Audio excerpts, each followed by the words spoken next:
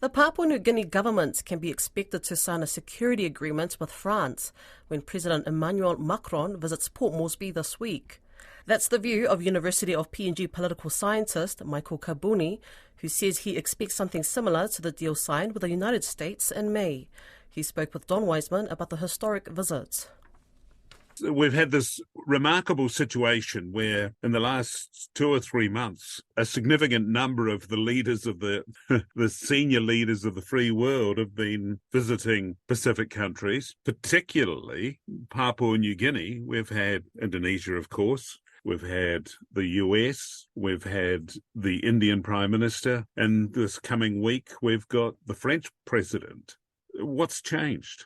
What's happening here? It's more like a scramble for the Pacific all over again with new players in Indonesia, India. But the French one is interesting because France is the only country to have a military presence in the Pacific, but it's not as popular as the United States, Australia, and even the UK, who don't have a territory in the region or military in the region. And the French president's visit to Papua New Guinea will be the first outside of French territories in the Pacific. So that itself is an interesting point. But France has missed out on a lot. So France is not part of the AUKUS deal or agreement between the United States, Great Britain and Australia.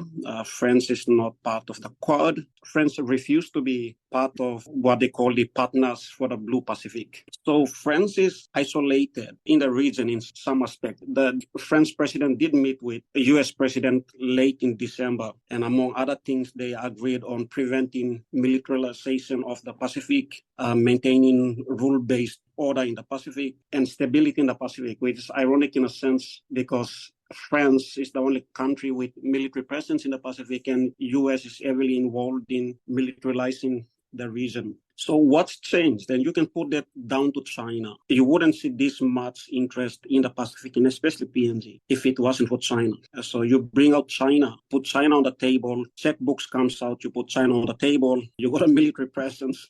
China is kind of this phrase that you use to draw resources or interest in the region. Why particularly PNG, though? Is it its physical position in the Pacific or its size and growing population? Yeah, it's a variety of reasons. Papua New Guinea is not only an important member of the regional institutions like PIF, MSG, Melanesian Spear Group, Pacific Islands Forum, but it's a dominant player in a sense, only rivaled by Fiji. So, for instance, we just talked about France. The French territories of French Polynesia, New Caledonia, and Wallis and Futuna are not part of the regional organizations. So there is interest for France to try to go through its regional territories and try to gain a foothold in the Pacific outside of its own territories. And Papua New Guinea is strategically positioned, not only its place on the map, but its position within the region as a big brother to Melanesian countries and a very important player along with Fiji within the regional organizations and set up in the region. But also the economy. It's one of the biggest or the biggest economy. Per capita wise, it might be less than Fiji, but it's the biggest economy in the region. Natural resources, you got French company, one of the biggest, trying to operate a liquefied natural gas in Papua New Guinea, total PNG. So that's interest for France, economic interest in Papua New Guinea is growing. United States, of course, ExxonMobil in Papua New Guinea. So everything from commercial to strategic to leadership within regional countries. Papua New Guinea is at the top. So you got multinational companies from France and United States and Australia operating in Papua New Guinea. So commercial interest, you can argue it's one of the reasons, but it's also strategically positioned as a buffer zone between Australia and Asia.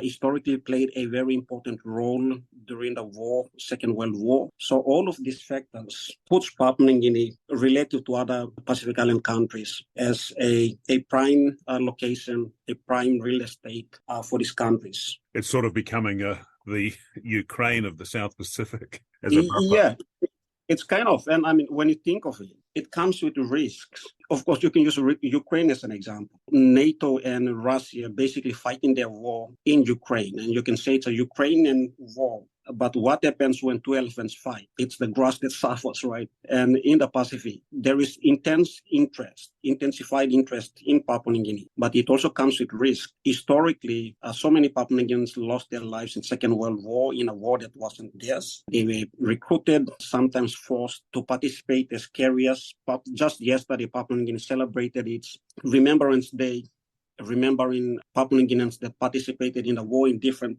forms, but also left so much trauma to the young kids that were born and were growing during the war, disrupted so many things. And one of the things about this intense competition is the disruption that it brings. It disrupts the politics of the country. Solomon Islands is a good example of the rumors that both China and United States on the other end with Australia were supporting different factions. And that can become very destabilizing, especially if you are trying to get political support. You can play the politicians against each other in a country, and then that becomes very disruptive. And this is, it's not just an assumption of what might happen. It happened in the Middle East. It happened around other countries. It even happened in Ukraine in the first conflict. So the intense interest comes with opportunities and resources, but it has a disruptive potential, and that's a risk.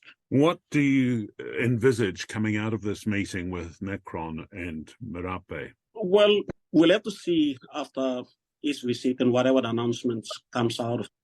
I'm thinking it's going to be along the lines of what United States did, and which is sign the Defense Cooperation Agreement, but push the narrative that it was for the benefit of Papua New Guinea to secure its extensive exclusive economic zone, to prevent drug and transnational crimes passing through Papua New Guinean waters, preventing illegal and unregulated fishing in the region, and strengthening the capacity of law enforcement agencies. And friends in the region, as the military to support law enforcement agencies, already got a standing military of some sort. So they've got the military in their territories, 3 territories in the region. So that could be used to support not only law enforcement agencies and regional cooperation in fighting transnational crimes and illegal fishing, but disaster response. So France has the capacity to respond. They actually have military vessels with a capacity to deploy at a very short notice in the Pacific. I think apart from Australia, France is the next country with that capacity. And they could use that potential to respond to